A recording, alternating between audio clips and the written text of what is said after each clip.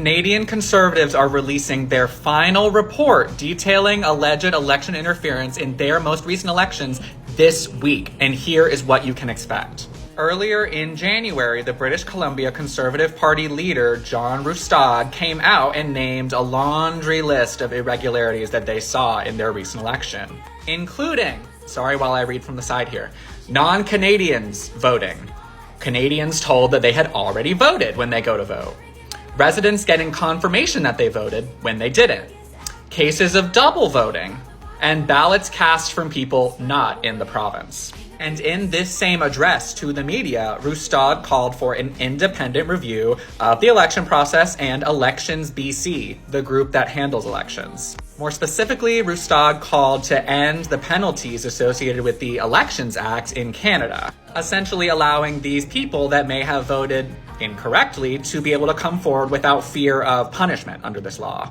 Also at this press conference, a reporter asked Roustad, well, why did you accept the results of the election before, but now suddenly there's problems? And I'm sure you're able to see the parallels there with the US. And Roustad's response to this was honestly pretty simple. He said that he wanted the people to have trust in the election process until there was evidence that came forward to prove otherwise. And now that evidence has been found and brought forward, they're going through the proper process. And that process includes releasing this final report in just 2 days. The Public Inquiry into Foreign Interference in Federal Election Processes and Democratic Institutions is planning to release their report on January 28th, on Tuesday, this week. Now, officially, this report is the culmination of alleged EI from 2019 and 2021. But given that Roustad at this press conference said that there is a lot of evidence, it's substantial, and a lot of it isn't even known publicly yet.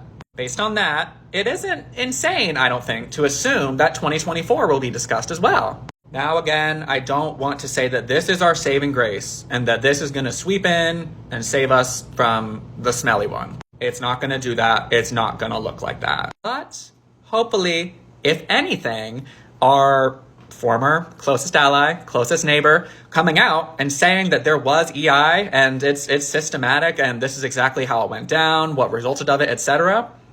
Hopefully that will cause some concern and maybe incentivize Congress in the US, whatever, to maybe start taking our claims of EI a little bit more seriously. And not even just our claims, but the admissions of the people who did it. At the end of the day, Roustad's overarching message was very clear. We cannot let foreign bad actors undermine democracy. Democracy must prevail.